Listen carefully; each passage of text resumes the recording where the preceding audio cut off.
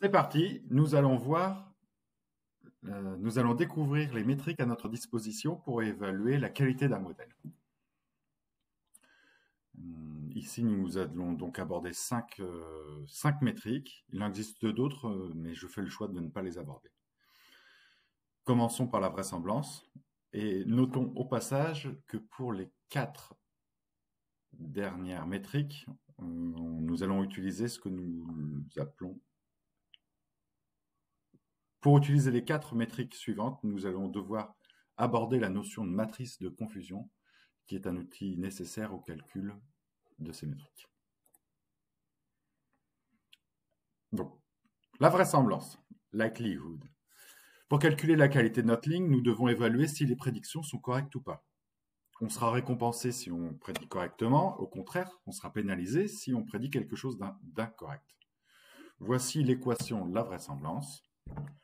Encore une fois, c'est vraiment l'intuition qu'il y a derrière plutôt que l'équation mathématique qui est intéressante dans le modèle. Encore une fois, c'est l'intuition mathématique plutôt que Encore une fois, c'est l'intuition derrière ça qui est intéressante plutôt que l'équation. La vraisemblance, ça a une valeur entre 0 et 1. Plus on est proche de 1, la vraisemblance, ça a une valeur entre 0 et 1. Plus c'est élevé, plus notre prédiction est bonne. Prenons un exemple. Si on prédit qu'un passager, si l'on prédit avec une valeur de 0,25 qu'un passager n'a pas survécu, alors nous obtenons 1 moins P, 0,75, c'est bon. Au contraire, si on prédit avec 0,25 qu'un passager a survécu, nous obtenons un score de 0,25, c'est mauvais.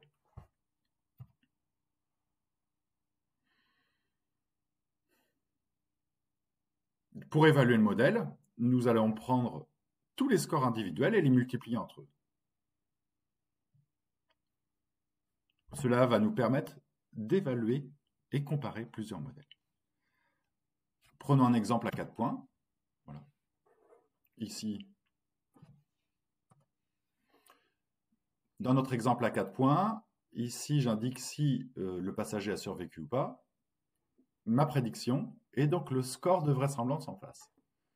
Survécu, P, P, non survécu, décédé,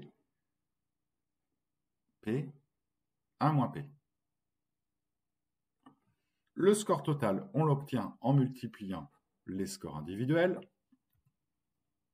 On obtient 0,09. Cette valeur, elle est toujours très faible en fait, parce qu'on n'a jamais un modèle qui prédit tout parfaitement. Un modèle parfait, il aurait une probabilité prédite individuelle ici de 1 pour tous les cas positifs. Un modèle parfait, il aurait dans cette colonne-là 1 pour toutes les personnes qui ont survécu et 0 pour toutes les personnes qui n'ont pas survécu, ce qui ferait que leur score individuel serait de 1 et le score global serait de 1 également. Ça n'arrive pas dans la vraie vie.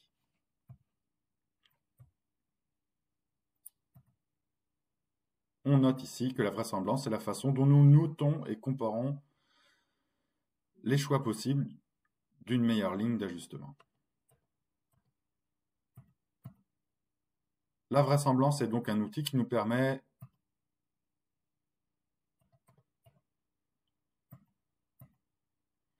La vraisemblance est un outil qui nous permet de noter et comparer les choix possibles d'une ligne dans un meilleur.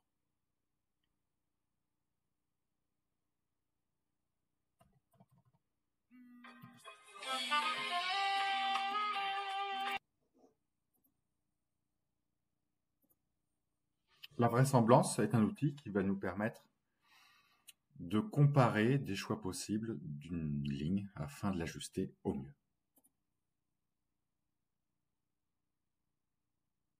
Préparez-vous à mettre pause. Ici, si la probabilité prédite est de 0,75 et que le passager n'a pas survécu, quelle est la vraisemblance?